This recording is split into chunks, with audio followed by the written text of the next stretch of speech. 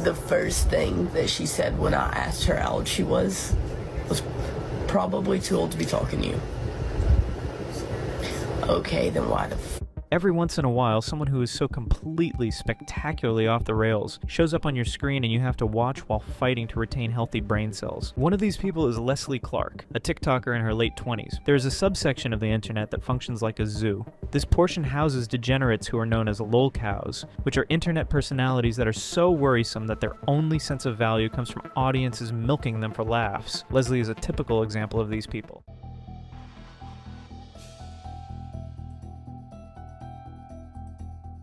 In fact, Leslie is battling for the queendom in the lolcow space, alongside contenders like Tofiachu and Maybe I Sierra, another TikTok predator in the corner. I love little girls, they make me feel so good. She has even openly argued with Tofiachu on a live stream for reasons that are probably known through lolcow telepathy. Quit drinking. Where's your guard dog? Not here to help. That roaches have caught into. Bark, bark, bark, bark, bark, bark, Learn how to get a Sophia, you're nothing but You don't a even freaking- look black, to be honest. Stop scratching yourself on life and sniffing your hands, fishy hands. Leslie Clark is a woman from Louisiana who has spent the better part of the last decade using the internet as her own personal disaster zone. Leslie is anywhere between 22 to 33 years old. You know that I'm 16. And you still agreed to be my girlfriend. She has faked pregnancies a handful of times. It's about the same. Hold on, give it a second. Okay, I can see it. How long ago was that taken? It was about like 10 minutes ago. And she vapes too much even if she chokes on it and can't take it.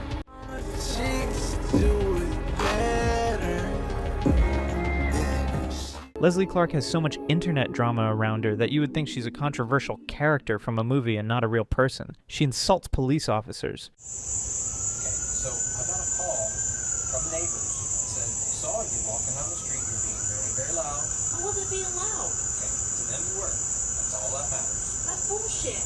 She has made a bunch of racist comments online. You know how bad a black person smells if they don't take a shower after a few days? And she doesn't even have a sense of decorum online because she farts in her videos and sniffs her hands after scratching a bad itch.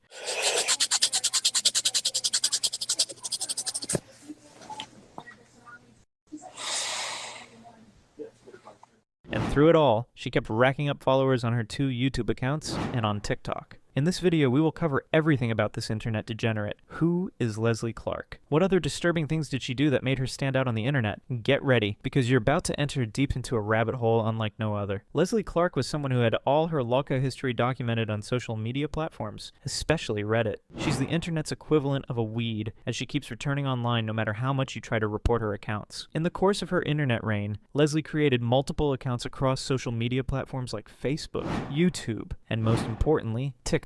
If you miss a day of her content, you might have missed a lot of degeneracy and updates about her new and latest accounts. And that's why Reddit communities were important to keep internet users in the loop. But Leslie fought to keep her online behavior a secret, and was successful in getting the main Reddit community banned. However, here's the thing about the internet. Wherever you post online remains in the digital cyberspace, and Leslie's online footprints have been nothing but one social and even legal problem to another. Leslie Clark's internet reign began on YouTube. Her first channel was called Pooh Bear, and it was created in July 2015. On that channel, she mostly just sang covers of popular songs. She wasn't Celine Dion or Ariana Grande, so you can have an idea of the quality of her song production.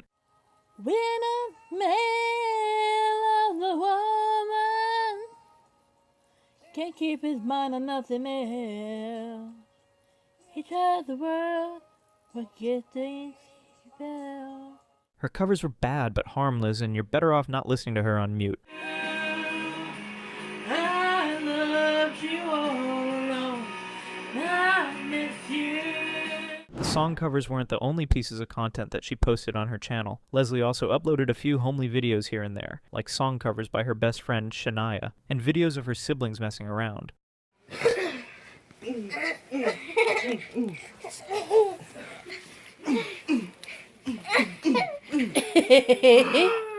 Her channel only had 170 subscribers, and she never shared any concerning habits at the time to have attracted any profound attention on the internet. Unfortunately, this version of Leslie didn't last long. In 2017, she created a second YouTube channel called Queen Badass, and from the name change, you can tell that there was something different about this rebranding. On Queen Badass, Leslie's singing contents were replaced by rants and storytelling about nonsensical topics. For instance, in one early video, she sat down and talked about getting a guy's name tattooed on her hand after about 3 months of dating. Is about,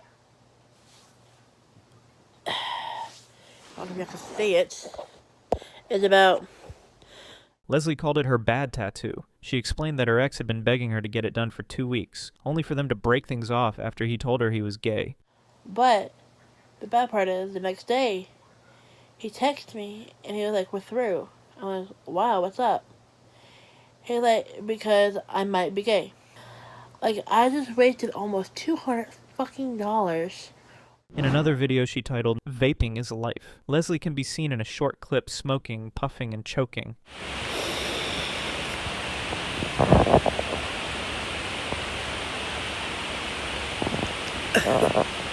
Leslie loved vaping. She was loud and proud about it, and even went as far as creating a dedicated vape account on TikTok years later after her YouTube era. She often posted about her habit of collecting used vapes and pinning them to her bedroom wall like trophies. None of her videos on her Queen Badass channel had a straightforward pattern, but they were so different from her early content. Leslie did all that she could to seem like a cool, bad girl. Apart from the exaggerated stories and vaping videos, she also posted videos that were hard to process, like this one for example, where she announced that she was going to a clinic to try to get pregnant. Morning, I would be going to a paternity clinic and hopefully walk out pregnant. She didn't plan on going with a husband or a long-term partner. Instead, Leslie was doing this for her girlfriend at the time. According to her, she and her girlfriend wanted to start a family and she was going to the doctor to figure out how to make that happen. Leslie was confident about it and kept saying that she was ready to be a mother. Because I know I'm ready to be a mom and ready to have that responsibility in my life and stuff like that. So, yeah, I'm going to be having a baby. Well, that's a total lie, especially when you consider Leslie's behavior outside YouTube. When TikTok came along, it was like the app was built for her. She had a stronger chance of reaching far audiences, and the more unhinged you are, the more likely people would watch you. For someone like Leslie, TikTok gave her the platform where she could feel important, and she went wild when she joined the space. She made multiple accounts over the years, and most of them have quite the number of following. Her first account got banned for multiple violations, and then she focused on the backup account she called, wait, I'm Queen Badass, which has over 50,000 followers. But this one hasn't been active since 2021. Leslie's other accounts continue to thrive from 2022 onwards. There's VapeLover0026 with over 28,000 followers, and I post about my ex. She posted thirst traps and went live for hours at a time. She also directed traffic to an OnlyFans page that her family had absolutely no idea about until someone found it, and word got back to her aunt, who made her delete her accounts. So Leslie made new ones. Whenever she was banned, she always bounced back with new accounts and continued her deranged oversharing habits. She would post things that call for legal concerns, like this one where she claimed she had an unregistered gun. She wrote the caption, "Messing with my nephews is dangerous cause hickory doc here comes auntie with an unregistered Glock." And although she's trying to send a message that she would be merciless to anyone who hurts her nephews, publicly announcing that you have an unregistered gun is counter-effective since she has already told the world about it. Leslie might not even be the most rational person to wield a gun based on reasons we will explore as we continue, but it won't matter at the end of the day if this information turns out to be a big lie. Apart from this type of content, Leslie was also fond of acting without decorum online. Sometimes viewers would watch firsthand the effects of her vaping. Across dozens of live streams over the years, Leslie's audience could hear her struggling to breathe. She would wheeze loudly in a way that could make you want to call the paramedics for her.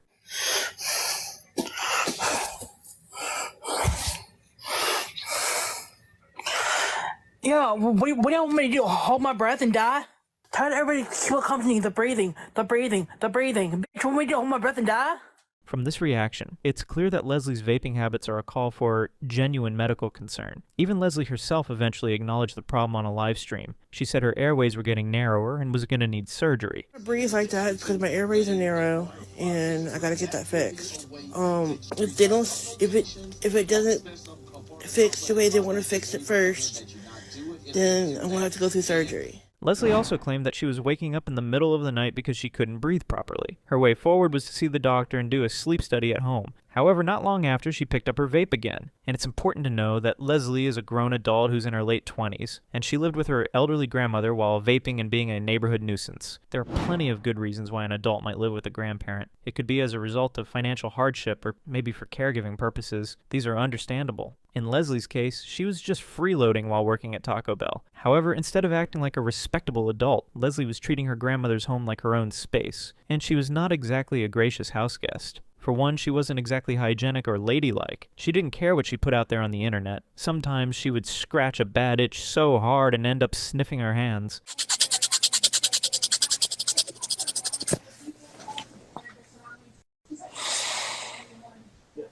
This would become the premise on which people on the internet would refer to Leslie as fishy hands, and it would also be the main topic of an argument between Leslie and her fellow Loca Tafuchu.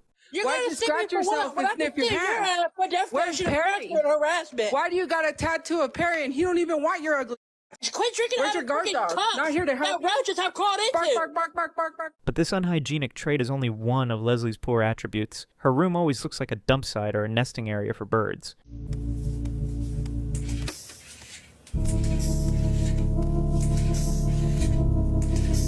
And this brings us to another noticeable antic that Leslie is fond of doing. In multiple instances, she somehow chews or sucks on her tongue.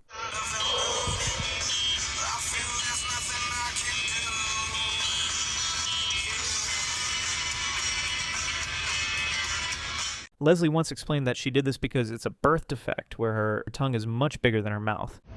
Alright, to answer this question, everybody has a birth defect. My birth defect is having an enlarged tongue. My tongue is too big for my mouth. That is my birth defect. I gotta live with it, okay?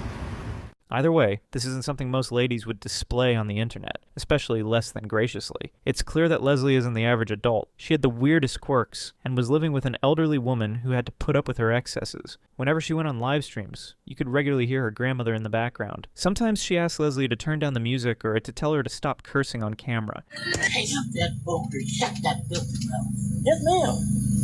You have got a sewer for a mouth, and I hear it in here with the door closed. Don't you dare get on that phone and cuss like that again. But even with all her complaints, Leslie's typical response was to either ignore the elderly woman entirely or dismiss her like a minor inconvenience. There's a clip that circulated around Leslie's community more than once. Her grandmother was telling her she wasn't going to put up with being disrespected anymore, and Leslie brushed it off like the whole thing was silly. Like that though. Then why did you say it like that? I just did. Yeah, that's what I mean. I'm not taking any more of your abuse, Leslie. There's no I was just saying. Just leave it alone.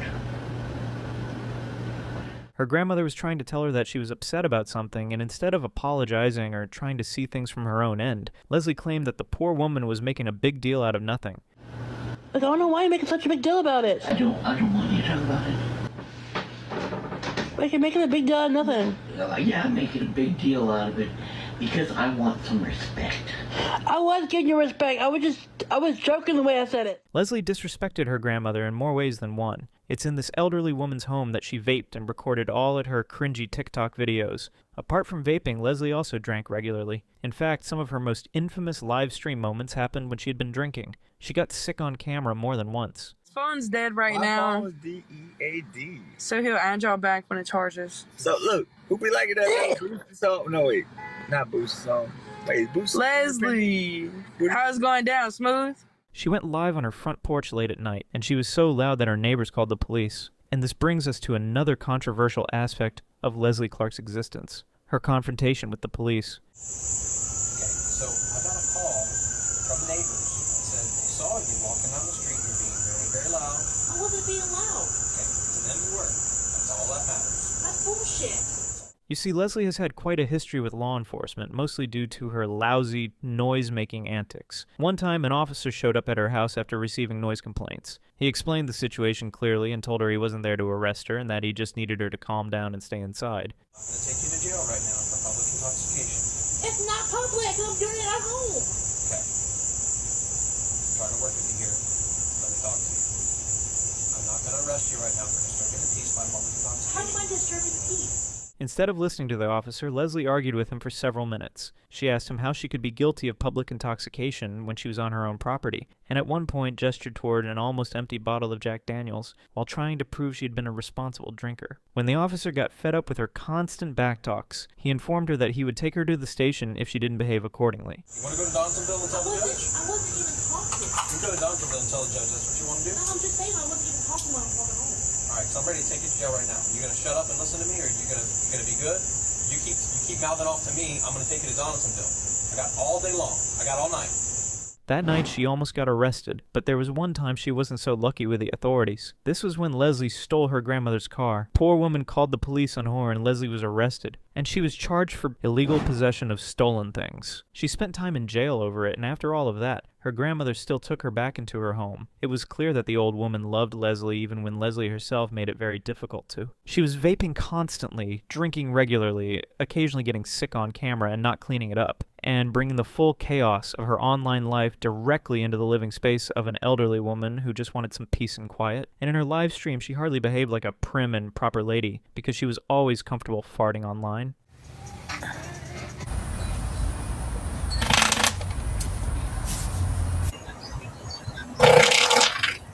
And she would also play loud music any time of the day and dance abnormally in front of her camera.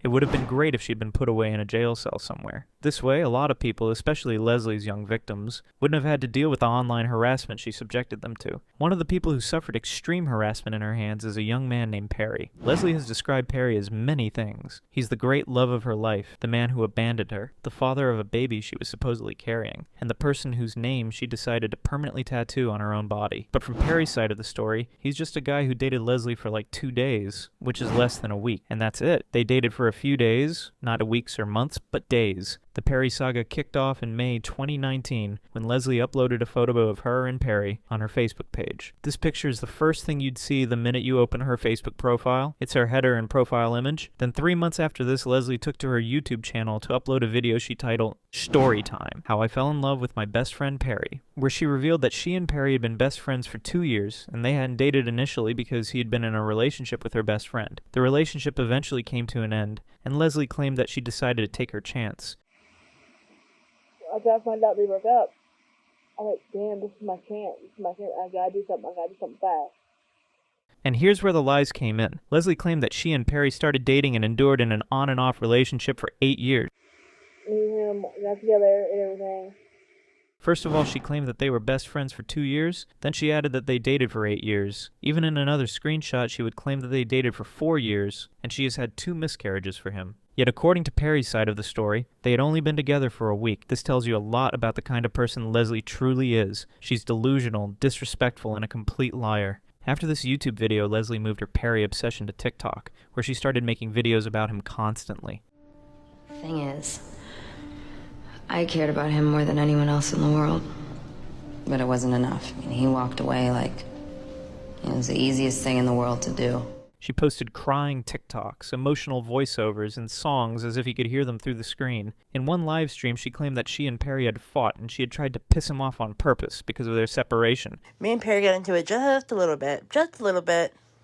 When I was just joking around with him, just trying to put everything past us and behind us and everything, so I decided to piss him off. She claimed that she was bored and felt like joking around with him, which is naturally a disturbing thing to do with someone who literally broke up with you after a week of dating. In that same live stream, Leslie claimed that she got a dog and named it after Perry, but he had responded by calling her delusional. He messaged me back, calling me delusional. She pulled out screenshots between her and Perry, and one of them had a message telling her that she was obsessed and needed to move on. You're the delusional one, you're the obsessed one, and I need you to move the fuck on and get a new life. But the thing about this screenshot is that there was no contact ID to prove that this was truly Perry. When viewers accused her of lying, she responded in a hostile way, insulting them and using curse words. How am I spreading misinformation when this happened? I got receipts, Amanda. No wonder why you're blonde. You're dumb as fuck. Tell Termini, learn how to post your face, then insult me. Leslie painted this narrative that Perry was obsessed with her. She claimed that he always popped back in her life no matter how many times she blocked him, and he just liked seeing her face. Caitlin, I block him. He makes new f***ing accounts. To make sure. Just to fucking see my face, I guess. I don't fucking know, but he's always making new f***ing accounts. But who would believe that after she just shared a story of him telling her to move on after she had texted him in the first place? Leslie's obsession with Perry was clear as day, and it was even worse during this time because he had a new girlfriend. His relationship had gone public in May 2019 in a Facebook post where Perry wrote, "My girlfriend is the best thing that has happened to me, and I will never let anyone come between us." When Leslie found out about her, she uploaded one of her most iconic and most shared videos, a slow, emotional message addressed directly to the new girlfriend. She told this woman to take care of Perry, to love him unconditionally, and to always be by his side, no matter what. I'm the ex, and I know this might sound crazy, but you got him. You got him. Do me a favor. Don't break his heart. If that came from someone who had been in a real, long-term relationship, you might understand it. But this was from someone who had known the man for less than a week, years prior. The new girlfriend had never met Leslie. Perry had moved on completely. And yet there was Leslie, on camera, performing as if Perry was a divorce partner. Always be there for him. Always have his back. Take care of him. And love him unconditionally. Perry was not touched by this. In fact, he was creeped out. He found out Leslie had his name tattooed on her leg, and he reportedly described it as extremely creepy before cutting off all contact with her. Mind you, this was her second name tattoo. The first one was for a different guy who had broken up with her, like she had shared in her story time on YouTube. But unlike that ex-boyfriend, Leslie didn't stop with a name tattoo. She continued to post about Perry's new relationship, even going as far as uploading edits of the pair with sappy music. Don't get too comfortable, sweetheart. I was his everything once, too. Then she started spreading rumors that his girlfriend was a 14-year-old. As if that wasn't disturbing enough, Leslie went out of her way to make a pregnancy announcement. She went on a live stream to showcase a pregnancy test strip she had done, even if the result hadn't revealed that she was pregnant when she wasn't. Okay, I can see it. How long ago was that taken? It was about like 10 minutes ago. It's not. It'll be a little inaccurate because it was 10 minutes ago because that evaporation line will start popping up. It had Shortly after, Perry's name was mixed with this pregnancy situation. First, she changed her last name on Facebook to Perry's surname. Then she updated her bio to announce she was 4 months pregnant with Perry's baby and planning to name the child Perry Jr. Perry himself commented on her post, directly stating that they had never had any kind of physical relationship that could result in a pregnancy. He said, "You are lying, just like when you said we fucked and you said you was pregnant. That wasn't a fucking lie and you know it. Yes, it is. You drew the lines on the pregnancy test." Leslie said he was lying and added that she had been pregnant with his baby back in 2018 and had suffered a miscarriage after 3 months. Leslie still denied fabricating the results, but later on she posted an apology video where she admitted the pregnancy was fake. She said she had done it because she thought it would make Perry come back to her. "Hey y'all, it's Leslie. I just want to say how sorry I am for lying about everything, and I didn't mean for it to go this far. I only did it so Perry would be with me, and his ex would be jealous." Then in that same apology, she admitted she had used the pregnancy to collect money from people who had selflessly donated to help her situation. In a subsequent apology video, she claimed that she would refund these well-wishes when she received her next paycheck. I want to come on here and apologize for everything I have done in the past. As soon as I get my paycheck, my next paycheck, I have all the screenshots of the people I owe money to. However, this promise was never fulfilled because Leslie claimed that her Cash App got banned and she lost access to the people who had sent her money. I don't want to pay y'all back. I really want to pay y'all back. I really, really do. But people kept reporting the Cash App, and the Cash App got taken down. So I don't know who I need to pay back. This is completely false, because Leslie had initially stated that she had screenshots of her benefactors, and those screenshots are supposed to exist with or without her Cash App. Unfortunately, Perry and Leslie's story didn't end with this scam. Years later, Leslie showed up at his house unannounced, and Perry's baby mom Brittany accused Leslie of stealing her credit card and using it to buy things at a gas station. Leslie denied this allegation in a live stream and claimed that she had used her grandmother's card. The store, blah, blah, blah. Why did you use my money? Steal my money, blah, blah. I was like, I didn't. I didn't steal from you. Like, I have the proof right here. She's just probably trying to start shit, so I don't hang out with Perry anymore. Eventually, Perry and Brittany broke up much later, possibly due to the friction Leslie was causing. And then, in a shocking twist, Leslie and Brittany started dating. You heard that right. This was the woman who had just accused Leslie of theft. And for some reason, they started dating. She posted TikTok videos with these captions. When you become best friends with his baby mama. When you find the love of your life and it's his baby mama. It lasted a few weeks, with Leslie going as far as professing her love for Brittany in every TikTok video she uploaded. But later on, it was alleged that Leslie had been secretly gathering information about Brittany and feeding it back to Perry, presumably to try to win points with him. When Perry found out, he was furious. He threatened to fight for full custody of his son, specifically because he did not want his child around Leslie. And Leslie, still trying to hold on despite the spiraling situation, called him out on TikTok for being ungrateful after everything she had done. At one point, trying to prove that Perry had been calling her, Leslie showed her followers a screenshot of her call log. Hi. Well, I was in the kitchen just a few minutes ago making me some chicken nuggies. And minding my business. My phone rings. Perry is calling. She threw a question to the public, asking why Perry was still bothering her.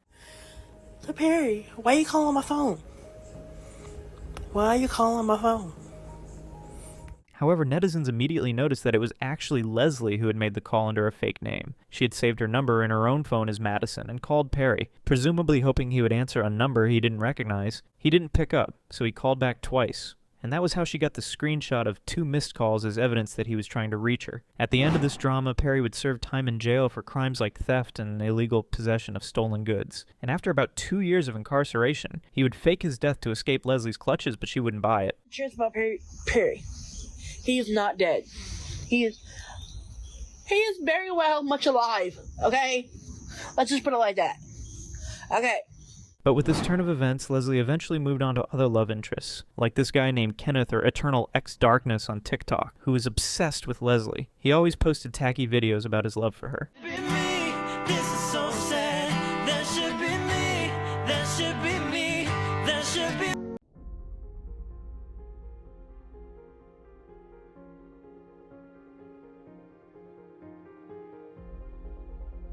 Sometimes he would also share videos full of screenshots of his messages with Leslie. And guess what? They were always filled with multiple chat panels of him love-bombing Leslie, and Leslie responding with one-worded replies.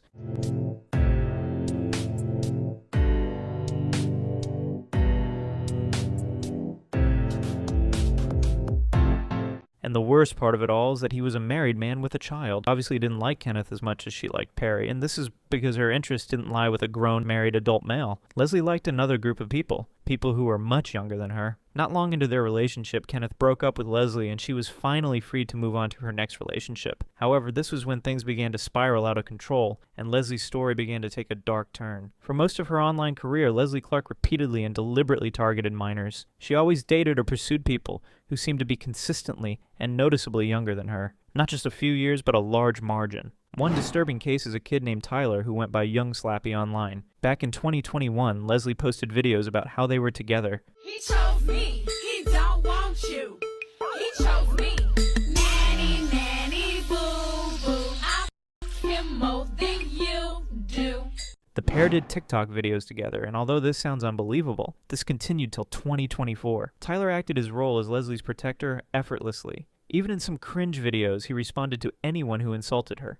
Hey yo, if you're seeing this right now, fuck Leslie! Talking about Leslie, I hear you say one more thing about her. I'm gonna beat Leslie's my girl. And if you say something about her, then I'm gonna lose my fucking cool, man! But here's the fun part about their relationship. He was just making fun of Leslie with his content for engagement. Internet users often caught on to this behavior in the comments, and Tyler never responded to them. He once referred to his connection to Leslie as an internet lore, and this essentially could be interpreted as him regarding their relationship as a joke. Then in 2025, he posted a video on his TikTok account saying that he did have a relationship with Leslie and it's all in the past now. Leslie once claimed in 2021 that she knew Tyler wasn't serious about her. She said she was in on the whole charade, but you can tell that it's an obvious lie. That thing with Tyler, aka Young Slappy, I knew it was all a joke. I knew it was. I knew from the fucking beginning it's all a fucking joke because I was in on it. I was in on it, bro. This was 2021, and she continued with him for 3 more years. But regardless of the nature of their relationship, Tyler and Leslie had been friends for a long time. Tyler even claimed that he still liked her as a person, especially because she's somewhat of a different person in real life than what she is on social media. Listen, at the end of the day, I understand people have quarrels with her, and I get that. But versus how she is in personal life, it's 2 different things, and I get it, man.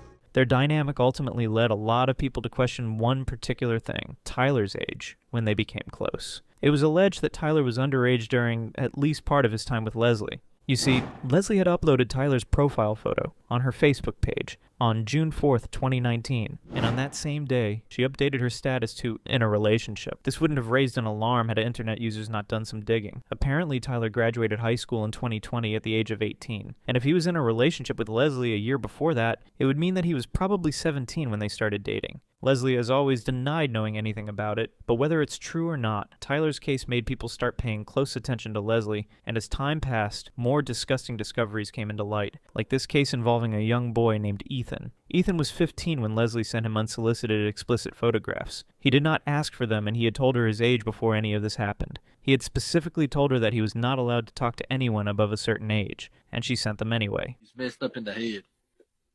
So, okay, I have a question, Ethan. And Leslie, please, did you know he was 15 when you sent those photos? Yeah, no, I did. No, I didn't. Leslie, how old did you think he was? Somebody told me he was 18.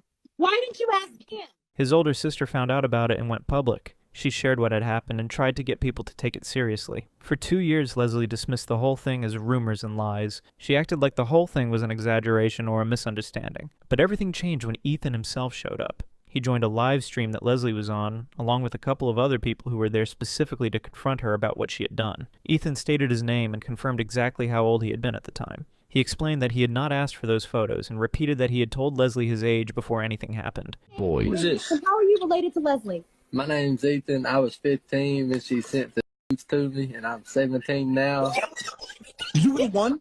You were the one? Yeah. Oh my God. Ethan. Yeah.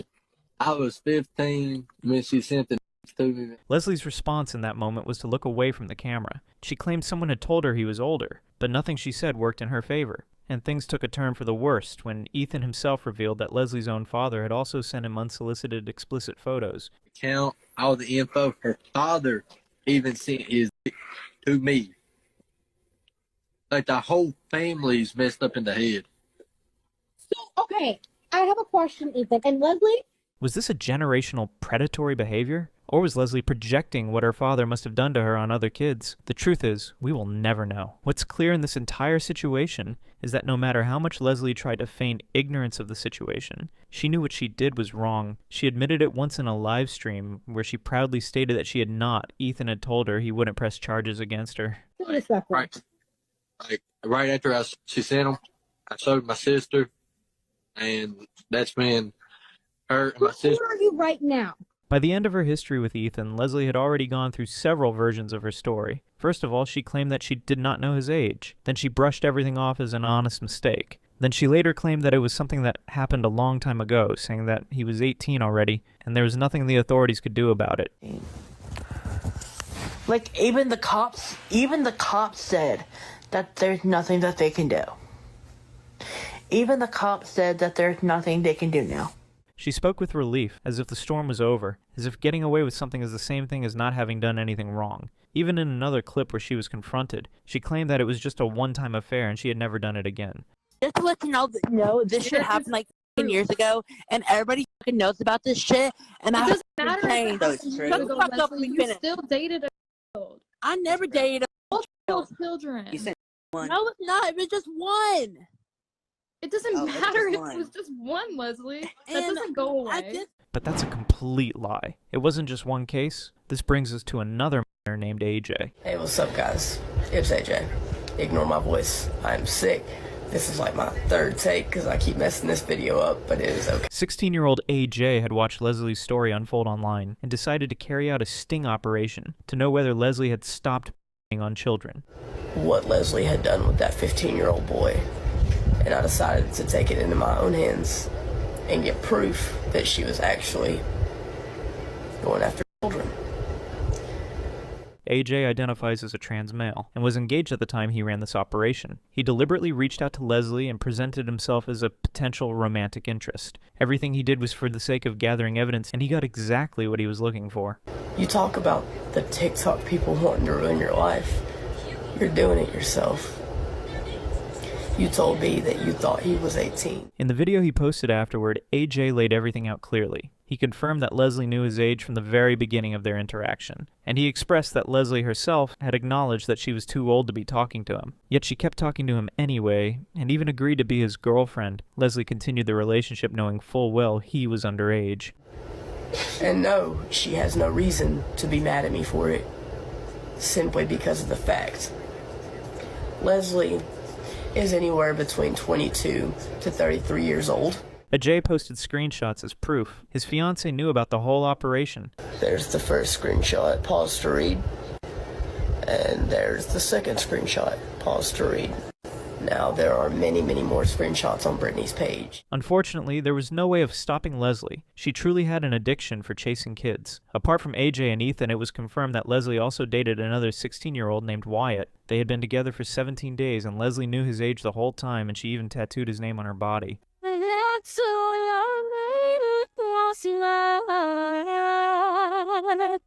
So if we're related,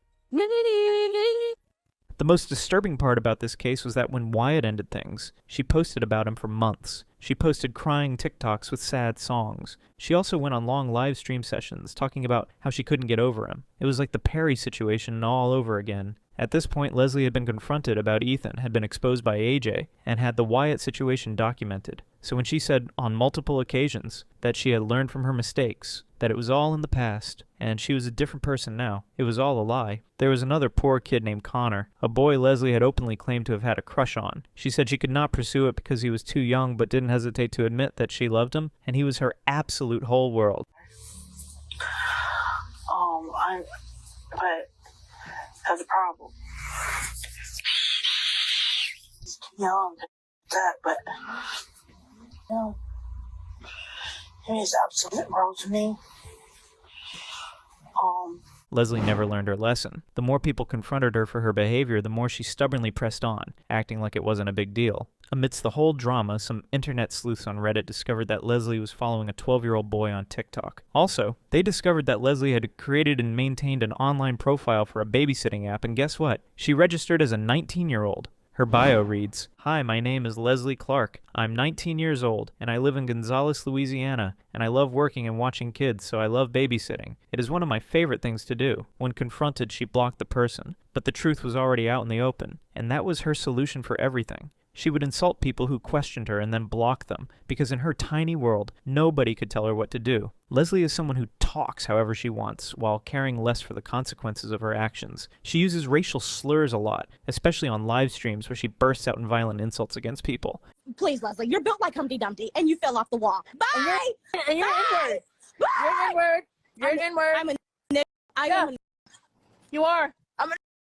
She has made similar unprompted comments about black people that were racist and bizarre, including a moment where she, completely out of nowhere, brought up what she believed was a connection between someone's race and their hygiene. In her words, black people smell if they don't shower often. You know how bad a black person smells if they don't take a shower after a few days? The person she was talking to did not know how to respond because there was no response to that. It was so far out of left field that even Leslie's own supporters in the comments were uncomfortable. At the same time, Leslie was also regularly posting TikToks about how much she was attracted to black men, which is completely unreasonable, considering how unsympathetic she is towards black people. But here's the thing about Leslie. She always tries to do damage control after showing her true colors online. After making racist comments, you won't believe what she did next. Leslie posted a video with a young black boy that she claimed was her blood brother, and she wrote in her caption that she's mixed. Similarly, Leslie is homophobic and transphobic. She has mocked and insulted transgender people multiple times. For her, being trans doesn't make you stand near her level, because she constantly puts down their integrity and mocks them. For instance, Leslie posted a video saying that she was a man trapped in a woman's body and she'd fix it. I really am a dude trapped in a woman's body.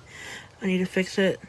I'm going to fix it. This video was practically geared towards making punch holes in a sensitive driving force for trans people. She claimed that she was a man on the inside, and this was something she needed to fix. There's no other meaning that could possibly come out of this behavior. And there are other instances where Leslie revealed her transphobic side. When she got into a conflict with a trans man named Sage, she deliberately misgendered him mid-argument, calling him a woman while fully knowing he was a trans man. Quit messaging me, because if she messages me one more time, I'm going to go find her and beat the fucking shit out of her. What she said. She has one more time to message me, and then after that, I'm homophobic about what I'm about to say, but Sage, you're still a female, so I can still beat your ass and get the. In another live stream, he also threatened to publicly reveal his dead name, which is code for the name he used before transitioning. Because if you need me to, I can message you Sage's full name. Sure, go ahead. Like, I could message you Sage's full illegal name since he's transgender and he changed his name.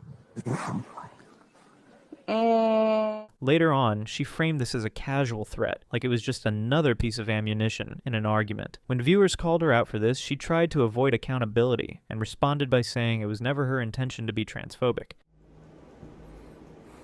I wasn't trying to be transphobic.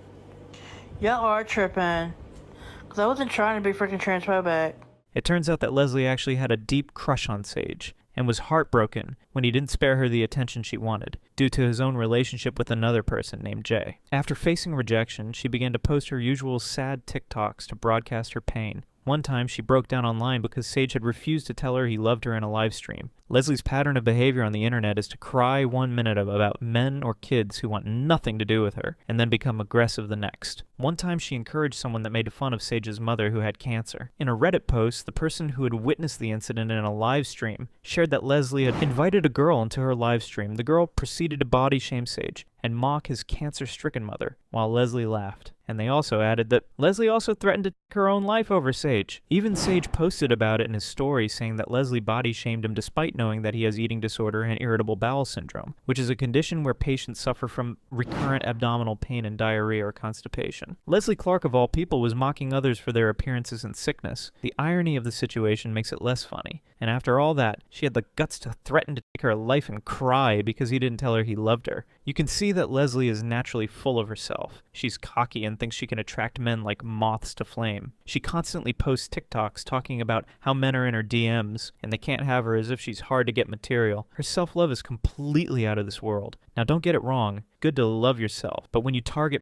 body shame people, throw slurs around, and scam people of their money after lying about pregnancy, loving yourself seems a little too arrogant. You shouldn't be proud of yourself for being such a terrible example in society. Well, Leslie Clark doesn't care about keeping up with appearances. She truly admires herself, so much that she created an OnlyFans account and urged people on her Twitter to subscribe. Most of her accounts have been taken down, and she can only do so much now because there are people constantly watching her and documenting every predatory behavior that she displays online. Thanks to this supervision, Leslie has not been as notorious as she was years ago. After 2023, her primary accounts became inactive, and for a second there, it seemed as if she fell off the face of the earth. However, she was still visible on TikTok, particularly on this account named Leslie, where she's close to 4,000 followers. Leslie is like an internet roach. No matter how much you try to get rid of her, she always pops back with an army of accounts. And ironically, they amass an impressive amount of followers because of her local personality. Leslie's other TikTok accounts include this with the recycled username Queen Badass, with a little over 1,000 followers. And she also has this account called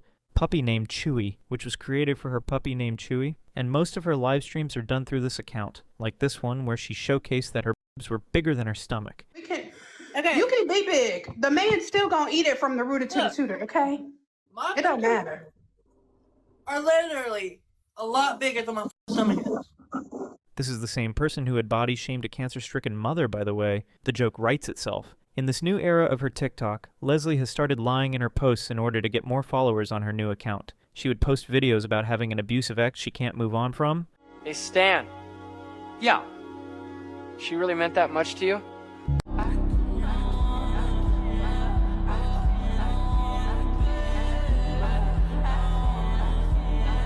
and it's obvious that she's lying for engagement. This new account has almost 4,000 followers, and it's obvious that she needs traffic to pick up speed and get to the level she reached in her previous big accounts. All these videos about having an abusive ex are usually uploaded with the hashtags #blowthisUp and awareness. And here's the crazy part. It seems like Leslie is not only trying to build a new account, but also desperate to run away from her past. You see, she isn't taking any more chances with anyone who crosses her or brings up her odd behavior. Leslie blocks internet users with the speed of light, and it's so frequent that you see it everywhere in the comments section of Leslie Clark-related videos. Leslie has continued to post the same old content on her new TikTok accounts, and she talks about her personal life just like before. She had lost her grandmother in August 2025.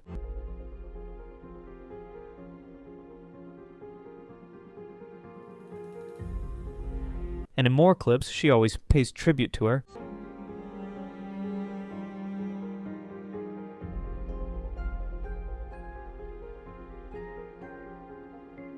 Be real, that old lady tried with her. Having Leslie in your household cannot be an easy feat for anyone. Moving forward, Leslie also brings up old issues that might make her seem like the badass she believes she is. Like this one time that she posted about being arrested for being in possession of stolen things. Leslie posted the screenshot of her booking ticket to match a song about disobeying the law. For some reason, her two commenters ate it up, with one of them following her in response. If her strategy is to seem cool by sharing some of the bad stuff she did in the past, then Queen Badass is truly desperate to get back into the locale spotlight. And like they say, old habits die hard. In one of her posts, she mentioned using a code to unlock her phone when Face ID doesn't work. Guess what? This code is none other than Perry's birthday. It's 2026, and Leslie is still talking about Perry. And not only that, but Leslie still continues to post about heartbreaks while listening to sad songs. It's as if she's constantly at war with broken relationships. And this will remain the full circle for Leslie Clark's online behavior. Unless a miracle happens, she will continue to produce her cringe videos. At least she treats me like I'm somebody. Yeah, but would she love you if you were nobody? Nobody loved me when I was nobody. I did. She will vape as always and won't think to do much to maintain a healthy-looking body size. And she will cry to the internet to stop butting into her business when she's the one at fault for leaving a trail of degeneracy behind her. Y'all need to start minding your own goddamn motherfucking business, bro. Cause what happens in my life is none of your fucking business. Y'all are happy, why can't I be? I don't want to date a 43-year-old. I keep myself to myself. It's so funny, babe. It's so funny. I don't... Why do you only talk to girls in the comments? Because it's only the girls that are commenting, and if it's a comment from a guy, I say hi. I don't know. So I am an affectionate carer. That's me. Side cheek, hug, people, treat them like human beings. Welcome to me. So I will like her prom pictures because she survived to be a prom. I will like the other pictures because she was confident at posting, even though she's recovered and was recovering from cancer. Fast forward to 2022, the TikTok user Absolute Melt 2022 posted a screenshot giving evidence that Paul Breach, who was 27, dated a 16-year-old girl, which sparked a lot of controversy for Paul Breach being a P-word. Paul Breach became famous for creating NPC content. NPC refers to a non-player character. It is a popular TikTok trend where creators act in a robotic way when interacting with comments from viewers or GIFs. He first went viral for dancing to Green Green Grass, which people at the time seemed to vibe with. After amassing quite a large number of followers, he started creating content where he would just respond to people's comments. However, the thing was that these comments, or the people he was responding to, never existed. They were all made up so he could create content around a topic or trend. He once used sound effects to make it seem as if he had a woman in his room with him. And due to the unique nature of this type of content, Paul Breach was credited as one of the first content creators to produce NPC content. This meant he amassed even more followers. His fan base grew, but so too did his ego, and that was where his problem started. Beyond the ego, something incredibly dark was happening in Paul's videos. People started to notice that he would only respond to younger girls. The problem was not just that he was selecting young viewers to respond to, but that his responses were flirtatious. He even once confessed that his interests are actually those of younger people. But I'm always after the young'uns.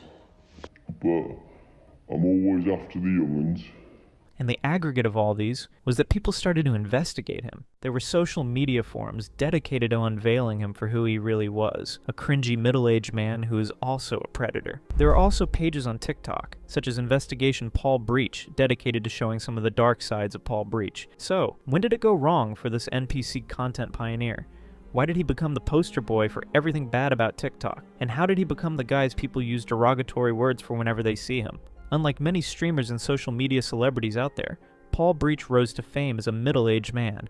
He was born in England on January 31st, 1980, and did not pick up a phone to post videos until he was nearly 40 years old. He gained a considerable number of fans who found his cringy content exciting, mostly because watching a grown man act like a teenager is hard to look away from. One of his most popular videos was when he farted mid-stream and then brushed it off as if nothing happened, which somehow only made people watch more. Who's Rage? Who? There was also a time he basically started a trend on TikTok by dancing to a song in the background, but his biggest breakout moment came when he sang an original tribute to English footballer Jack Grealish during the Euros. You remember, before the Euros there was a footballer that nobody knows. Now it's the World Cup, and he scores his goal. His name was Jack Grealish. His name was Jack Grealish. And you're like, he's my bubba. Oh, he's my boo boo boo boo. Oh, he's my bubba. He's my boo boo boo boo. Come on, England. A verified artist named Declan McKenna duetted the video and called it his all-time favorite TikTok. Do you remember? Before the Euros there was a footballer that the girls didn't know. Do you remember? Before the Euros there was a footballer that the girls didn't know. He was Jack Grealish. The algorithm shot Paul into a limelight he had absolutely no business being in. His follow-up video, the green grass dance, became the one that truly defined him, with millions watching a blank-faced 40-year-old man sway to a George Ezra song. Another viral moment that added fuel to his fire was when he commented on a tragic plane crash while live on TikTok. Instead of genuine concern for potential lives lost, Paul simply brushed off the news, as though it were surface-level information, like a pop star being spotted at a local pub. Oh, there's a plane crash in Tanzania. God, blimey. Into the lake. He often dressed as a woman just to dance to a song in front of the camera, and the internet ate it up. Other times, he would just make content where he appeared zesty and over the top, giving off the energy of a man who genuinely believed he was doing something cool. Sometimes he tried to fit himself into a real-life person, like when he made a video on his idea of being a great English teacher. Paul's content was the typical videos of goofy adults that looked like they had missed a large part of their childhood and intended to go back to the days via social media. Only that his age has made many things inappropriate for him. However, not everyone who watches his content is there to support him. Some just find it cringy. It was not out of place to typically see a comment saying, "Whose dad is this?" wondering how a middle-aged man would degrade himself in such a manner. Another person sees his actions as a red flag. Honestly, anyone over the age of 24 who still acts like they're in high school is a massive red flag. When he posted a video with the caption, "My mum dying when I was 21, one of the comments says, "Poor her, couldn't get away fast enough." Another says, "This makes sense now," to suggest Paul probably would have turned out better if she were still alive to take care of him. Little by little, people just did not think this cringy middle-aged man was what he appeared to be. Slowly, they started to wonder if the cringe was covering something much darker. And so they started to investigate him and pull up anything disturbing about him. The controversies surrounding Paul Breach did not come out of nowhere. They had been building quietly in the background since the very first days of his online presence.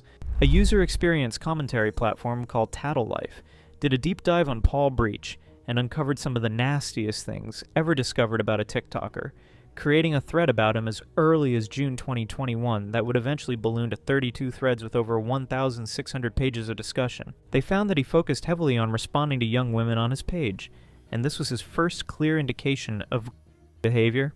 Someone also found out that he had once paid a much younger woman under the guise of a photo shoot, which raised even more red flags. Anyway, Paul has paid a 19-year-old entertainer under the guise of a photo shoot Hamlets. One of the users on that forum mentioned that he probably went for younger women, because he could not handle women his own age, which honestly tracks with his entire online history. There's no way in hell I could ever see him with someone his own age. He couldn't handle it, which is obviously why he goes for the innocent young ones. His subreddit was not so different.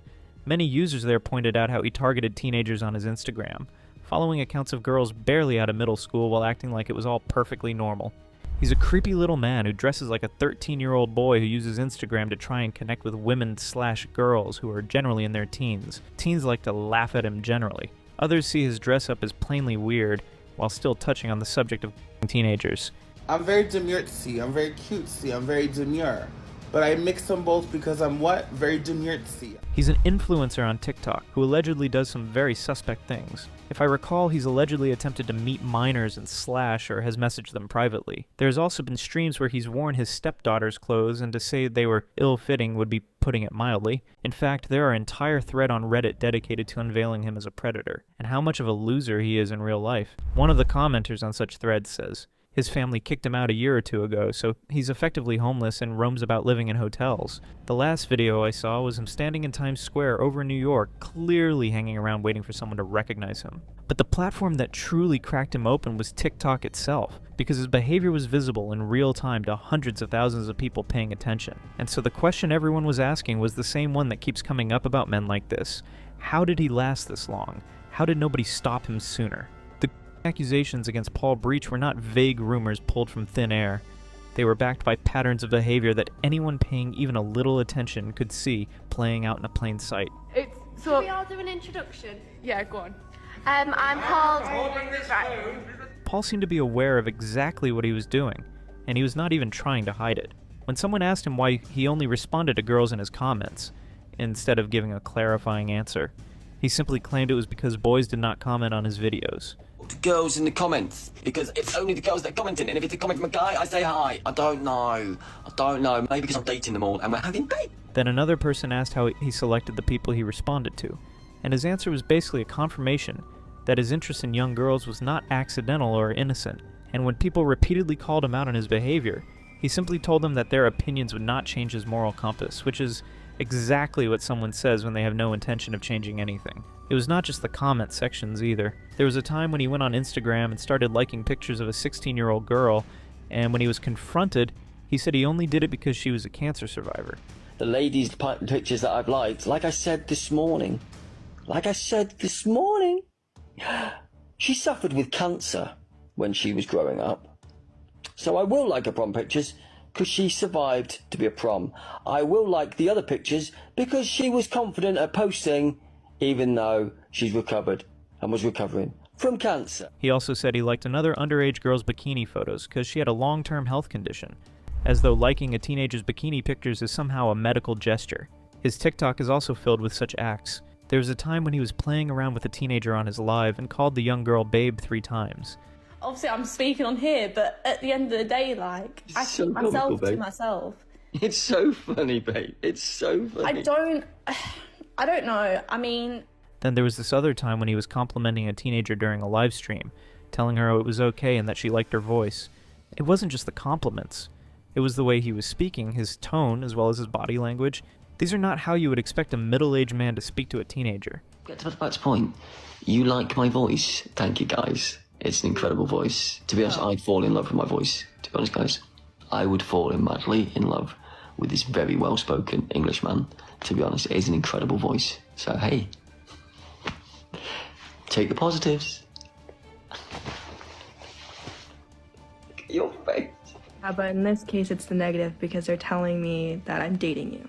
YouTubers and TikTokers began doing full expose videos on him. One of them literally compiled a roundup of his controversies, including the accusation that he dated a 16-year-old. The deeper people went into his life, the more they found. People also found old tweets from an account called Cheeky Breach, where Paul had written things like, "Why do ladies think just wearing those tight, see-through leggings is okay?"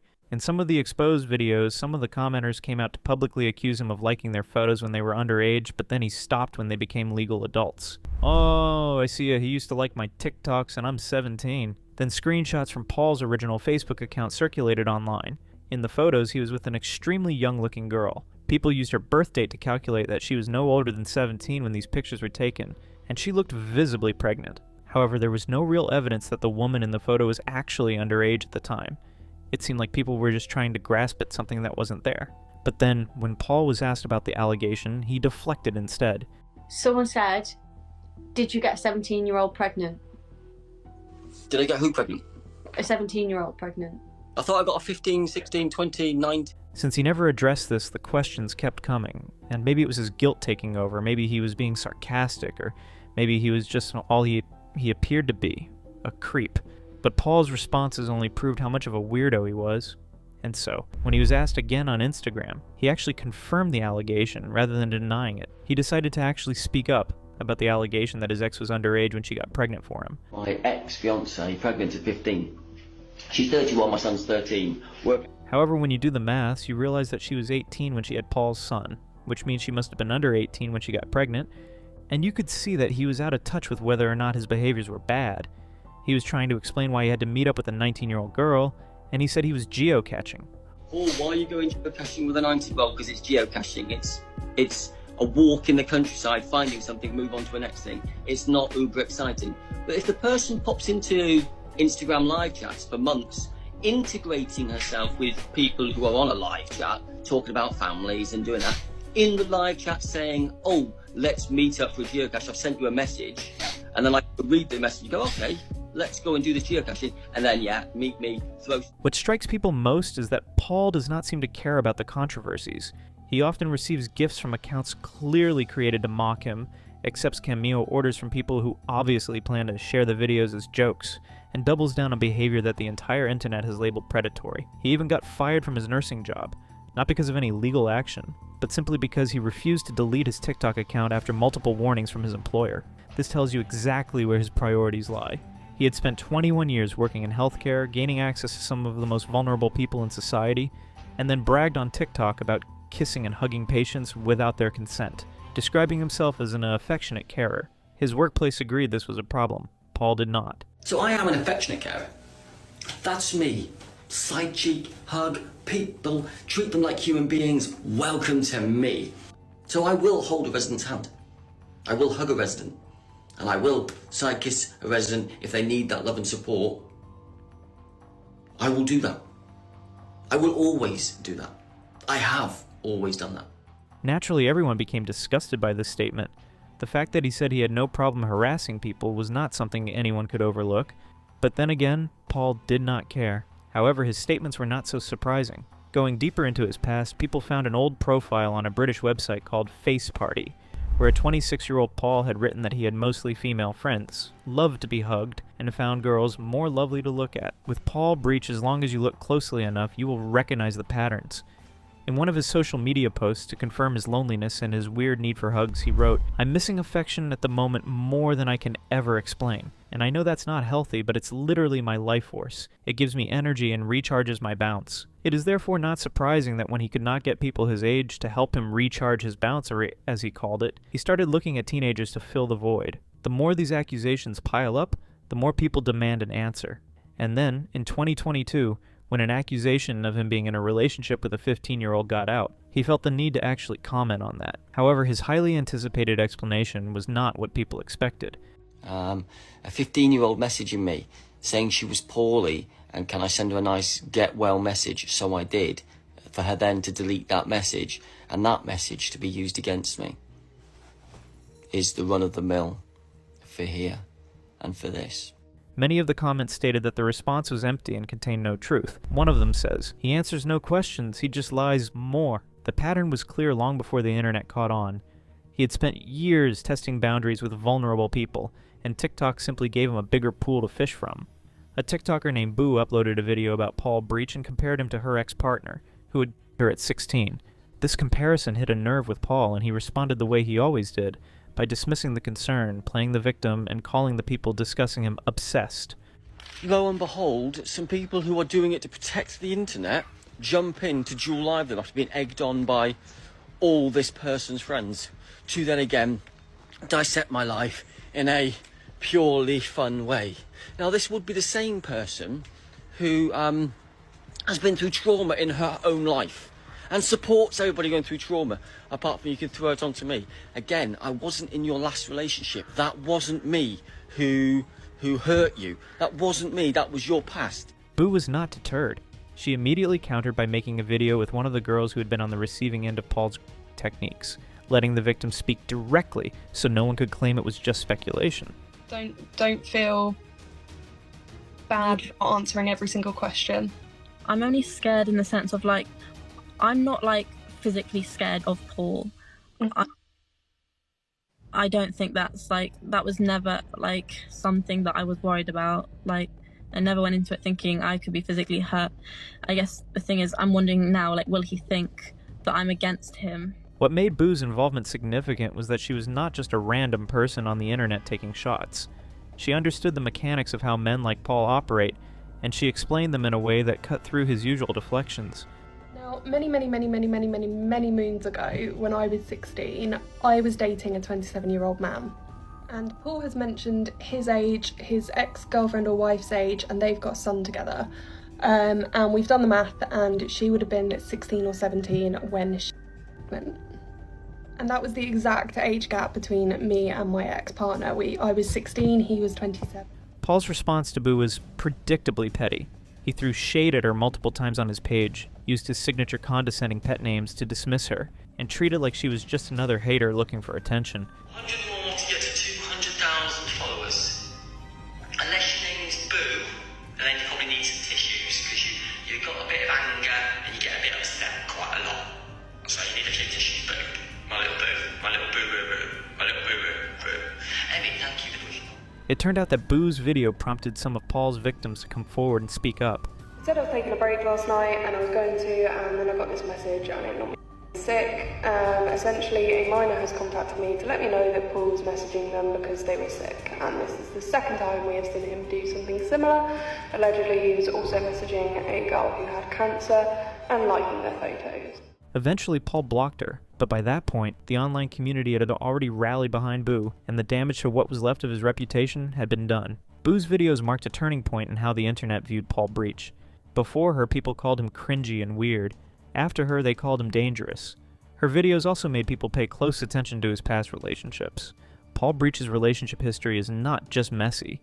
It is a textbook example of what behavior looks like when it stretches across years and multiple women. It became obvious early on that Paul was lonely following the end of his long-term relationship with the mother of his son, the same woman who, based on Facebook evidence, was 16 or 17 when he got her pregnant while he was 27. Rather than using a dating app or meeting someone through normal adult channels, Paul used his TikTok platform to seek his next relationship, flirting in comment sections, going live with young women, and openly expressing that he was ready for love in a way that made most viewers deeply uncomfortable. He also had a habit of pretending to have a girlfriend when there was clearly no one there, staging fake conversations and sound effects of a woman's presence, seemingly just to convince people that he was desirable. Paul pretending like he got a naughty text on live. The first woman he publicly dated online was a TikToker named Sophie, who was in her late 20s. Paul treated the relationship like a prize he had won, posting about it constantly, oversharing every detail. It was more like he wanted to use this relationship as proof that he was normal. But things fell apart quickly. Sophie described Paul as problematic, and said that he tried to move in with her within months of being together. Like, he started coming down to see me. I think his dad dropped him off. But when he came down, he bought everything but the kitchen sink. Didn't plan on moving anyone in. When Sophie eventually went public with the breakup, Paul responded by posting sad, sympathy-baiting content on his Instagram, implying that something dark could happen to him. Remember that at this point, he was already over 40 years old. I know I'm being slugged off on a live chat. Still not going to talk about stuff that doesn't concern anybody else. But if I'm really that bad, why drop my stuff off to me? Why? During the same period, Paul was caught liking photos of an underage girl on Instagram, and when Sophie confronted him, he said he was doing it to support a cancer survivor. Sophie later confirmed that Paul had given her gifts originally intended for another woman, Frankie, whom Paul had briefly dated before her. Who they were for, I knew for a fact they were for Frankie, but clearly she must have left him before he got a chance to even... People took a deep dive into Frankie, and they found that Paul had created what appeared to be a fake Instagram account to defend himself, posting as Frankie to insist he was a good man and had done nothing wrong. So when people send a message to the account, they usually get a response in the line of, "And I think the disrespect that Paul is getting is disgusting. He has not done anything wrong to me, and I'm pretty sure he's not done anything wrong to Sophie. He's a good man, and everyone who's trying to push him over the edge deserves to see the evil in themselves. It's horrible." It became apparent that Paul was running the account because it followed only one person, Paul Breach himself. Moreover, the account vanished shortly after. Then there was the catfishing incident where Paul traveled to meet a woman he believed was 19 years old, even bringing a condom to the meeting. When he got there, the woman sent him a text saying, "I'm at work, Paul, because I'm a 32 adult, and I'm also wondering why you're arranging to meet up with a 19-year-old girl with plans to stay in a hotel at the big age of 42, asking her for photos constantly. You do realize you're I'm lonely and sad." This upset him, not because he had been deceived, but because the woman was older than expected. Then there was Grace, an 18-year-old OnlyFans model who hired Paul for a photography shoot. They stayed together in an Airbnb, and after the shoot, Grace went public, claiming Paul had tried to kiss her, made inappropriate comments, and described dirty talk she found deeply unsettling. I think any 42-year-old man that meets up with someone younger thinks something's going to happen. But I only think that now because of everything I've read, everything I've talked to people about. Was he quite flirty and just throughout the day, there was little touches, if I was driving or I so was the casual Paul flirt? Like his leg would be kind of on my on my gear stick. Was he? Oh, In an interview with Boo, Grace appeared tense and explained she was facing intense online scrutiny and bullying after her encounter with Paul. Paul responded, saying he was not the bad guy in this situation. Boo then responded, criticizing his lack of accountability regarding his interaction with younger women. You think you've done nothing wrong, but there are people incredibly close to you who message me and agree that you are a narcissist. The fact that you, a man with an iPhone, you're not a photographer, tried to do a lingerie shoot with a teenager is disgusting. Even if she messaged you first, you are the elder person, you had the responsibility to say that is not appropriate. Later on, Grace revealed that Paul had sent her a message saying he wanted to unalive himself after the controversy, which she felt was emotional manipulation, designed to get her to call him. In the message, Paul said, "No, I'm not okay, hun. What others do on social media impacts me and my loved ones. I live in a tiny village, and yet I now have to put cameras up because people can't stop being assholes. I wanted to end my life tonight, but instead turned it to anger." Shortly after Grace came forward, a young woman named Nikesha went on TikTok and said Paul had been staying at her home when she was 18, and Paul was in his mid-40s. According to Nikesha, he began coming up behind me, putting his hands on my back, shoulders, and proceeded to massage me. That led him on to touching my face and nose, telling me no one else is to touch it as it's his. In fact, Paul basically confirmed his interest in younger girls when he publicly stated, without shame, that he had no interest in dating a 43-year-old woman. I don't want to. I don't want to date a 43-year-old. I'm sorry. I don't want to date them. To Paul Breach, his interest in younger girls is who he is. That is what he wants. All of this relationship history directly explains why people eventually stopped just laughing at Paul and started treating him more seriously. The next section is where that shift became impossible to ignore. By 2023, Paul Breach had stopped being just an internet joke. He had become something the people of the UK had to physically deal with. He had become so recognizable that a website was created called the Paul Breach Tracker, where people posted confirmed sightings of him across the United Kingdom. He could not go to a grocery store without someone filming him on their phone. Guys, we're on our way to go see Paul Breach. The file. This is so exciting. Oh, I think he's talking to someone. Y'all see that over there?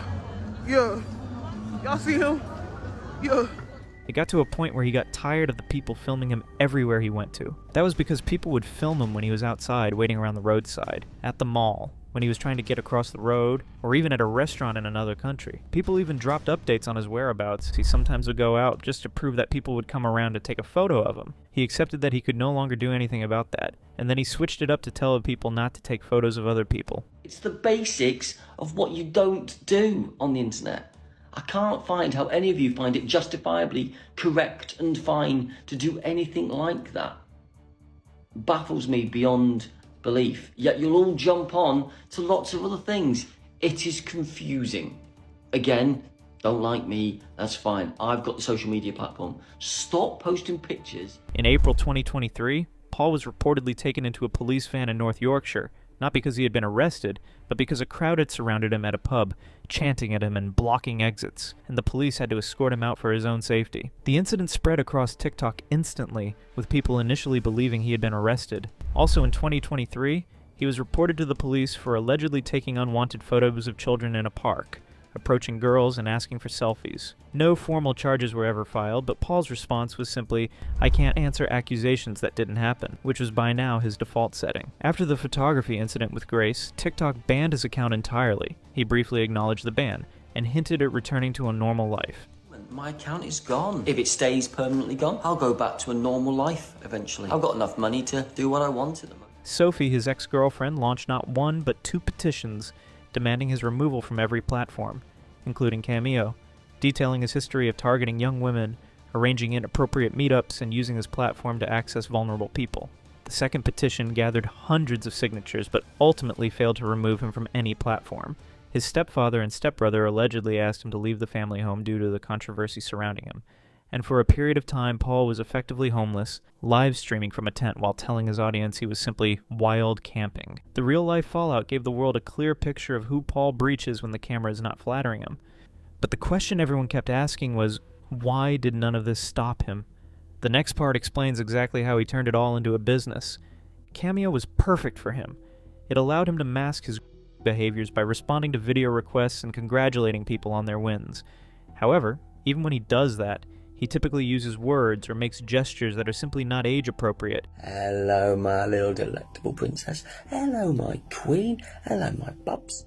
He was also fired from his nursing job in part because of a Cameo video he sent to that same 15-year-old girl, which his former colleagues discovered and used as grounds to ask him to delete his TikTok account, which he refused. One commenter on his Cameo page complained they could hardly understand what he was saying in the video he sent them, which sums up the product quality on offer. But again, Paul still got the money. His TikTok live streams also generated direct income through badges, which his followers could purchase during broadcasts.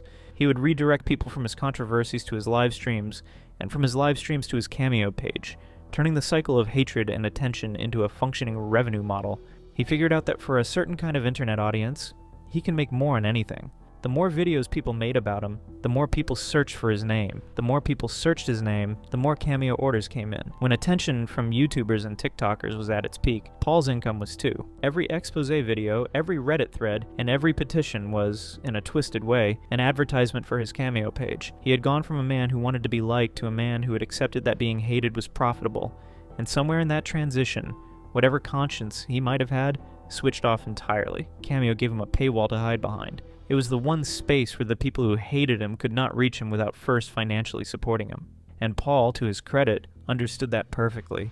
But money has a way of running out, especially when the man managing it is someone who went from booking luxury hotels to living in a tent within the same year. By late 2023, Paul Breach's grip on the internet was loosening, not because he had changed, but because people had simply moved on to the next thing. His following began to decline. Even the people who had been watching him ironically had grown tired of the routine. The bans, the confrontations, the petitions, and the exposés had all failed to stop him, and after a certain point, the audience just accepted he would never go away and stopped giving him the energy. Financially, things had gotten bad. Reports confirmed he was no longer able to afford the hotels he had been staying in, and was instead living in a tent, which he framed on TikTok as a deliberate choice, calling it wild camping and presenting it as an adventure rather than a consequence. His stepfather and stepbrother had allegedly asked him to leave the family home. To try to stay relevant, Paul started dressing in women's clothing more frequently, creating a character called Woman and another called Old Woman, which each got over 1 million views, mostly from people who could not believe what they were seeing. He also began posting thirst trap content with the confidence that the entire internet agreed that was completely unwarranted, including a video in which he appeared to be trying to convince people that his physique was something to aspire to, offering a sarcastic apology for setting unattainable body goals. He returned from his travels and went straight back to posting the same content, dressing up, dancing, responding to pretend comments, and flexing imaginary relationships. Nothing had changed. Nothing ever changes with Paul Breach. Paul Breach's fall is not a dramatic collapse. It is a slow, grinding slide into irrelevance that he keeps interrupting by doing something weird enough to drag people back. And because the internet has a short memory and a long appetite for cringe, that strategy keeps working just often enough to keep him online. It is possible that Paul Breach genuinely does not understand why people find his behavior alarming, but it is far more likely that he understands perfectly and simply does not care. He has spent his entire online career hiding predatory patterns behind a persona of harmless, middle-aged awkwardness, relying on the fact that his content is too cringy for anyone to take seriously enough to stop him. The women who have come forward, from the teenage mother to Sophie to Grace to Nakisha, all tell versions of the same story. A man who uses access and a following to get close to people who have no business being close to him. His Cameo page still has 1,500 reviews. His Instagram still has tens of thousands of followers. His TikTok accounts keep coming back. And so, whenever people see Paul around, they take out their phones to film him, just so another teenager does not become his next victim. from posting non-consensual pictures of people who are not of age, to later being publicly flagged as a concern in his local area. Yeah. The whole town got to hate you, bro. That's insane. You're like the town troll. You guys know that they did a PSA about me? Uncle Gums has become a clear example of how disturbing behavior can play out on social media. Gregory Pianka, better known online as Uncle Gums, is a man in his late 60s. While public records show that he is married and has more than one child, he often refers to himself online as single. His online presence was extremely concerning from the very beginning. He first started posting on TikTok around late 2023, and many of his videos centered around photos of people who are not of age. According to multiple accounts, he contacted some of these minors through Facebook or Snapchat before reposting their images. Sometimes images taken directly from their public profiles. But not only that, the pictures he posts are usually sexualized. Aside from posting pictures, he also roasts these kids, and usually these roasts are him rapping random words that don't even rhyme. The roasts are mostly targeted at these kids' appearances, even sometimes making explicit comments towards some girls, like this one time where he said very inappropriate things about the appearance of a girl who was not of age. Alina's short. She's 5 foot nothing. Dark brown hair. He says she has a big old back and a big old and a nice little belly in the front. But from what I've seen, none of that is true.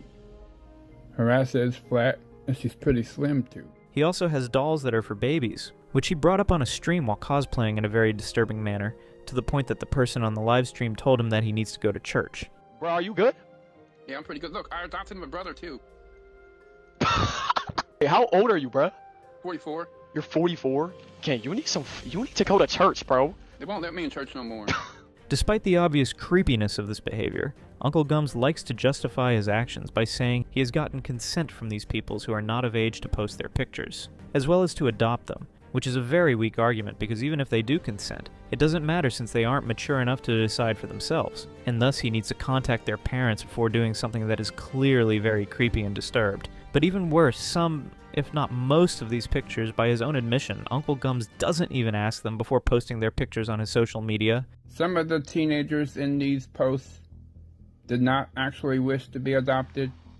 This is not a one-time thing either, because he has been doing this for quite some time by creating nearly 20 different TikTok accounts alone, which eventually led to some of the parents noticing their children posted in a very creepy way online.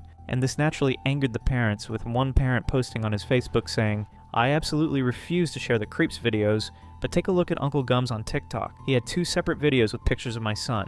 There are a ton of Mount Carmel kids in these videos. Thankfully, he took down the videos of my son and now I am his target. That doesn't faze me, but I wanted other parents to know. Keep an eye on your kids' social media. Creeps are lurking everywhere." Many people found it very disturbing that not only was Uncle Gums posting this person's children without consent, but he was also going after the parent simply for calling him out for his disturbing behavior. But it doesn't stop here, because an entire town of parents whose children's pictures Uncle Gums posted were aware of the situation and posted on the local community news page saying, "Mount Caramel Pa. This man on TikTok is obviously very disturbed as he is posting pictures of our children in the area and talking about them in the videos. I won't go into any more detail, but you can go to the page or share your experience below, as I know many have had issues with this guy. The authorities and a local school are made aware of this man, and I think everyone else should be made aware too. Maybe mass reporting his TikTok will get it taken down, and if anyone has any other legal ideas, let us know in the comments." So apparently this guy is posting people's kids under the age of 18 without their consent. If you go to his page, he's got videos of young girls dancing and young girls wearing clothes that are just inappropriate for their age. And if you go to Facebook, there's parents right now that are livid. And guess what? The authorities can't do anything because what he's doing is technically not wrong. But it is very creepy to post somebody's kids and show the bottom half of your face like this and bah, bah, bah, bah, bah, bah, bah. Does anybody know who this man is? Another parent also came out on TikTok sharing her side of the story and criticizing Uncle Gums' creepy behavior. But instead of taking accountability, Uncle Gums tried to defend himself by saying the children themselves asked him to post their pictures, which, according to this parent, was an utter lie. "I don't need you to send me anything to tell me that these kids posted you, because I know that ours didn't. That's what I've been trying to tell you. All these other kids could have told you that, but how the did you get ours is what I want to know. So I will forever go Geo forever. I will message you, and I want you to show me where our kids asked you, specifically our kids." Then he tried to play the victim by saying that he is in fear of being assaulted, because these parents talked about his actions, which is not only ridiculous, but also baffling. I know that you added me on TikTok, but that doesn't change the facts. And I also seen that you said that you were in fear of being by something that I have done. And I want to make it very clear that nothing that I have done is ever going to get you arrested. Despite all these critics and parents expressing that they are not okay with him posting their children and interacting with them on his social media, Uncle Gums didn't stop doing so, which then led to people in his local area becoming so worried that they made a PSA about him, warning other people about him. That's the... Yeah. The whole town got to hate you, bro. That's insane. You're like the town troll. You guys know that they did a PSA about me? Yo, what's the I wouldn't be PSA? surprised. After all these criticisms and people reporting his main TikTok account, eventually TikTok banned his account. But instead of being sad about it or even taking responsibility, for some bizarre reasons, Uncle Gums was extremely happy about it. In one of his posts, he proudly expresses how he managed to offend an entire town of parents by referring to these concerned parents as haters. I managed to offend an entire town in Mount Carmel just by making adopt me videos of people's kids that requested I do so. My original account was permanently banned from haters who even reported on innocent videos I made of animals, and even arguing back and forth with some of them on Facebook. He accused them of doing the same thing as he does. I am sure you have family posted on Facebook, or are these people not related to you? You brought it up. And then claimed to be smarter than the parents accusing him. You all sure do love to spread hate around, but sure don't like it when you're outsmarted. While there is nothing smart about his actions, Uncle Gums likes to brag about outsmarting people who criticize him by referring to his style of content as unique and innovative. Not only that, but he also refers to his content as trolling and says he is just trolling, but people are taking this too far, when in reality there is nothing about his actions that is trolling. Ethan, you were right. I was trolling everyone the whole time. I knew exactly what I was doing, and lots of people just went overboard. After all this came out, lolcow commentary channels on YouTube as well as a few people on Kiwi Farm started talking about his behavior, and under most of these videos, Uncle Gums was replying to some of the comments, admitting to what he was accused of. One person said, he must have gotten some ideas from Onishin, to which he then replied saying, yes, I did actually. And for context, in case you don't know, Onishin is an infamous YouTuber who has been accused of some of the most heinous things you could think of, including underage individuals and many more allegations, to the point that even the FBI opened an investigation. And Uncle Gums admitting that he took his ideas from this sick individual is so sickening, and at the same time confirms that his online presence is not just cringe, but rather something far more serious. In addition to these disturbing remarks, he was reframing his actions as trolling the lolcow commentary community, which he is proud to talk about. He commented saying, I am your Uncle Gums. I am currently trolling the lolcow review community. So far, I am off to a fledgling start. Although Uncle Gums didn't take accountability for his actions so far, after the criticism grew bigger, he would apologize and announce his retirement from TikTok by posting this. I would like to publicly announce that I have retired my TikTok presence with adopting and roasting anyone under the age of 18. I removed all posts from all my accounts on my own, not because of the threats of others. I will still keep my username Uncle Gums, as I will be changing my content to something much more positive. I cannot change the mistakes I made, so if anyone wishes to find me and confront me in person about it, just know that I know how the law works legally. But this admission of fault didn't last long, as he would make another video presenting himself as the victim of social media hate for no appropriate reasons, and saying that people are just angry for no reason, even referring to them as having no life.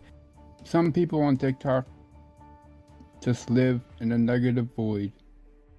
So much so that when they come home from work, TikTok is their only outlet, because most people in the real world won't tolerate their rudeness. Their only so-called circle of friends are probably only those that they work with. Despite announcing his retirement from social media, he would only last for a few days, if not a couple of weeks, as he would return to TikTok by creating new accounts. Even though he claims that what he did was a mistake, in his retirement announcement, Uncle Gums doesn't stop his deranged behavior. If anything, he doubles down. On his new account, he posted extremely disturbed things like, if you are in school and started raising a baby as a project, send me a picture of him or her so I can sing about them, since it is not a real person, parents can't complain. Which doesn't even make sense. Who raises babies as a project in school? But Uncle Gums' behavior gets even worse, crossing from just being creepy into serious pedophile vibes. Across his TikTok, Facebook, and Instagram, Uncle Gums almost always follows accounts that are either real minors who post their own pictures, AI accounts that post younger-looking pictures, or anime-themed accounts that are mainly for children audiences. But not only does he follow them, he also interacts with them. He commented under one of these accounts a post saying, "Am I allowed to say I like this picture?" What made this so serious is that the person posting this is a literal 14 years old. But this doesn't end with comments, he also reposts some disturbing videos. In one example, he posted a video on his Facebook featuring an anime-themed character saying suggestive things, while his own picture appeared in the video staring at the character and looking visibly impressed. This kind of interaction makes his behavior even more uncomfortable, especially considering his age and the type of content he chooses to publicly associate himself with. Despite the creepiness of a man in his late 60s posting something like this, many of the accounts he interacts with also appear to be disturbed by his behavior, which in some cases even led to those users disappearing from the internet or removing their content after being featured by him. For example, one time he posted a video on his TikTok showing a picture of a girl standing in a forest who appeared to be not of age, which again raised concerns among viewers about the pattern of content he was sharing and the types of images he repeatedly chose to post, all while saying he was walking one day in a forest and found this beautiful girl. One day I was walking through the forest and found this beautiful creature. Which then made this girl eventually delete all of her social media accounts and disappear from the internet. Although Uncle Gums' behavior is already painting him allegedly as a predator, he would soon start making direct suggestions that raised even more suspicion of an alleged real-life interaction, an accusation that is far more serious than everything he has done so far. Under one of his Twitter posts, Uncle Gums tweeted saying, "While she does look 11, I can guarantee you 100%. She did say she was at least 500 years old." Which many people found extremely disturbing as it suggests a real-life interaction with a clearly younger individual with whom he should never interact with. But it gets worse. Uncle Gums makes multiple direct remarks suggesting that he is allegedly interested in seeing someone under the age of 18 as attractive. In one of his videos, he said that when he is on a live stream and hears somebody saying they're under the age of 18, it takes it as a riz. But this is not an isolated incident. In another video on his TikTok, he makes a very bizarre video where he while clearly showing sexual gestures with both his hands and tongue. Uncle Gums would continue making similar statements to the point that people started associating this behavior with his name. In one live stream he had with other TikTokers, one of them told him to lick him by saying he was only of 20-7 years old, to which Uncle Gums showed an explicit gesture and told him to open his camera so he could see him and lick him while watching him. Turn on your camera so I can give you a proper kiss. Hell no. And in classic Uncle Gums fashion, he doesn't take any responsibility for this behavior and instead tries to justify it with the most ridiculous excuse you could imagine. At one point he said, "I might have popped into a live but never actively tried to date anyone under 18 in that live," which is a desperate attempt to reframe his actions into something less deranged by comparing it to dating people who are not of age. But the accusations against him allegedly involve something far more sinister. Fairly speaking, these are not proven, but looking at his social media posts, there is still something seriously wrong going on with him. But even worse, he then goes on to say that since he is being labeled by the internet as a predator, he might as well start acting like one.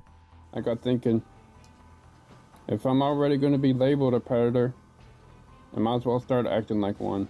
But the Uncle Gums story only gets worse. Despite his repeated claims that he is not a predator, Uncle Gums would soon start going after well-respected predator hunters and making videos filled with extremely bizarre assumptions about them. In these videos, Uncle Gums made extremely disturbing accusations, such as suggesting that these predator hunters are actually interested in having sexual interactions with the people they expose, rather than focusing on exposing them for who they are.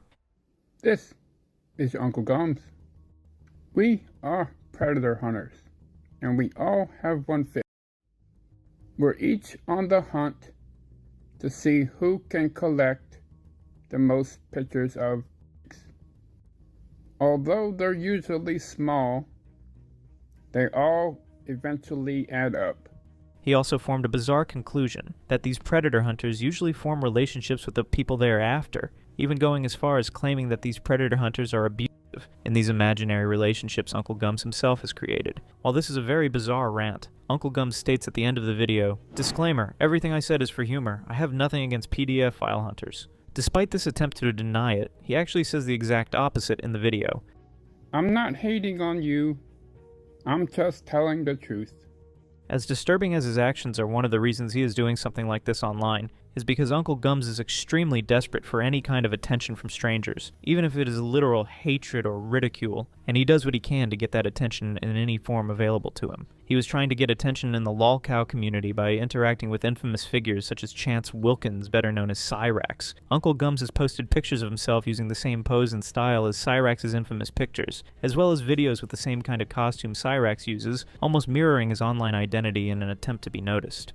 He takes this even further by interacting with Cyrax on his live stream and sending him money, seemingly trying to insert himself directly into Cyrax's online space in any way possible. And not only Cyrax, but Uncle Gums also tried to get the attention of another infamous lolcow Nova online. In one of Nova's live streams, Uncle Gums was spam commenting repeatedly in an attempt to get his attention, and he then took it a bit further by buying his merch as another way to stand out. Despite these desperate attempts, however, Uncle Gums didn't get as much attention as he wanted. The people who were talking about him were only a few, mostly making fun of him by saying things like, "Uncle is always trying so hard to be a lolcow that he skipped straight to horror cow." After this catastrophic failure, even after humiliating himself online, Uncle Gums would then disappear from the internet by deleting most of his accounts for nearly a year, until he came back recently in April of 2026 on Instagram. Unlike the previous time, this time Uncle Gums' content's a little better since he doesn't directly include minors. His main content type is him jumping up and down while saying thank you to random strangers. And he is gaining traction, also getting more than 15,000 followers and hundreds of thousands of views,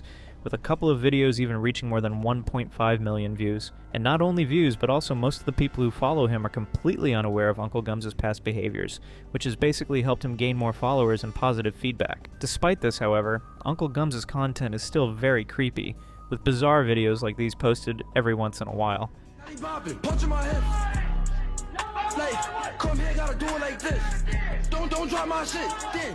And he still follows some questionable accounts just like he did before. Eventually, Uncle Gums has been exposed for some of the most disturbing behaviors, and while he is gaining traction on Instagram, it would not be surprising if he becomes involved in similar behavior again, or if his audience eventually finds out what he has been accused of in his old social media life. When that happens, I will make sure to keep you all updated. Until then, let me know what you find most baffling about Uncle Gums in the comments.